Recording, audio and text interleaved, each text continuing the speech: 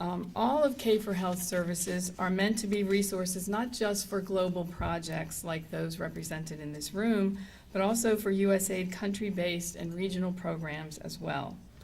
K4Health and its in-country partners can also help project-level country programs develop their own toolkits using the same application. And hopefully they could benefit from information in other toolkits, eliminating some duplication of effort and making it easier to adapt things locally. Just to go back for a minute to the print world, many of you are probably familiar with this book. This was one of the big achievements of the Info for Health project.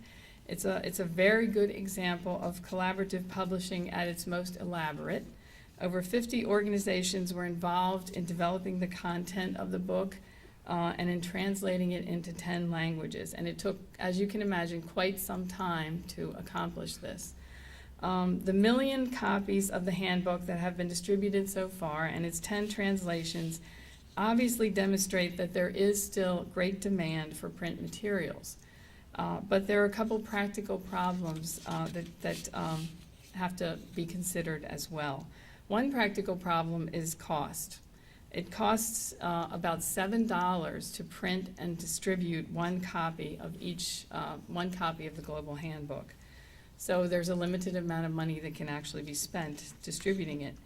Another problem is the fact that some programs or some organizations may not really want to use the entire version of the handbook. Perhaps they want to use some of the checklists that are in the back, or perhaps they want to translate certain parts of it.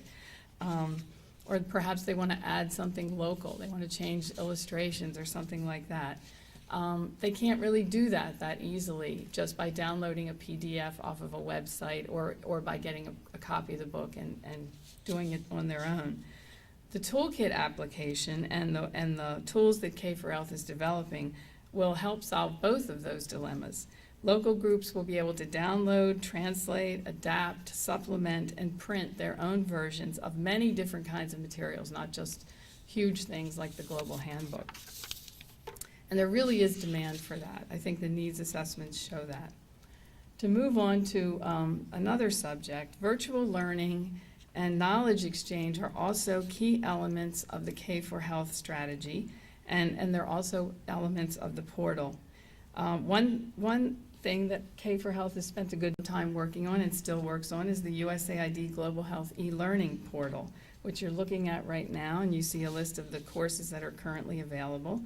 USAID created these courses initially for its own staff in the field, and I guess here in Washington as well.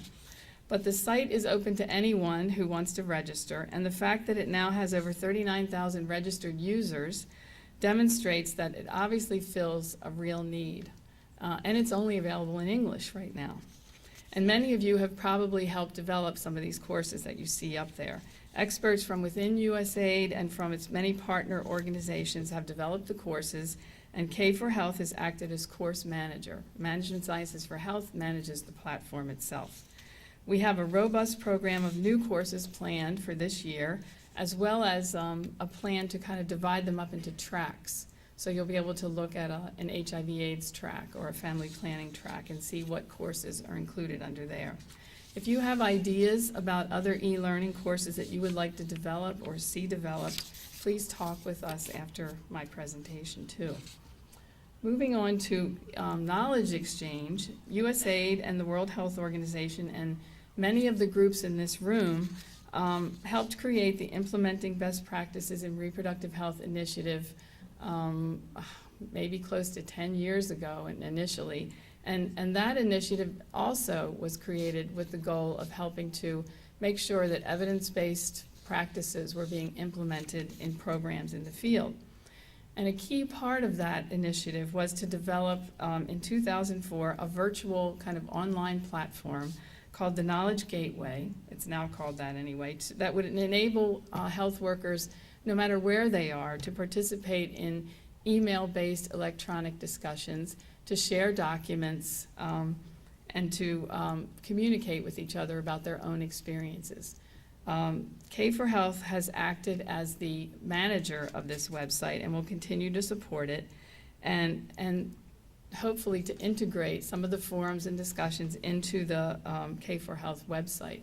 For example, JPIGO just ended a discussion yesterday on postpartum family planning, and I would say last year there were probably about 10 different discussions. So it's a good platform to reach people and to have discussions about reproductive health and family planning.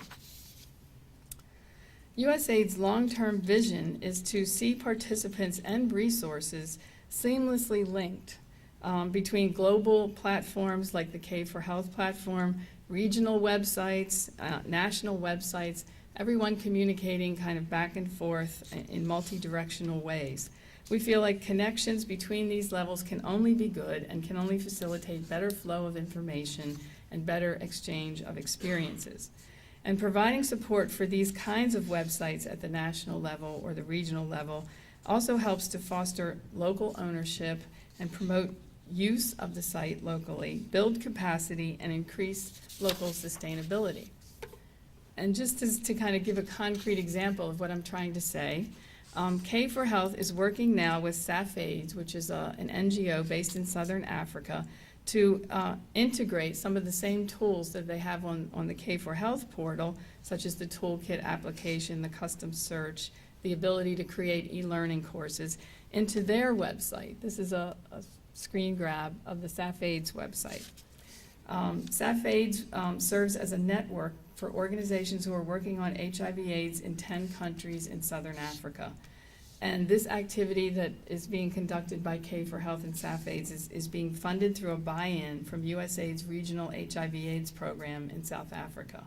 And it's really designed to build the capacity of SAF-AIDS so that they can manage and conduct these activities on their own. In similar fashion, this is kind of a model of kind of K4Health, how it envisions working at the country level based on its experience so far working with SAF-AIDS. K4Health can support similar platforms in other regions or in countries designed to facilitate both virtual and face-to-face knowledge exchange.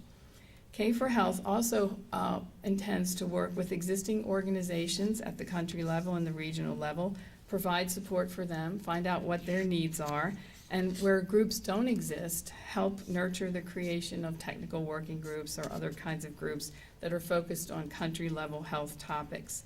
And it's our vision that these are the groups who would be creating the toolkits at the country level.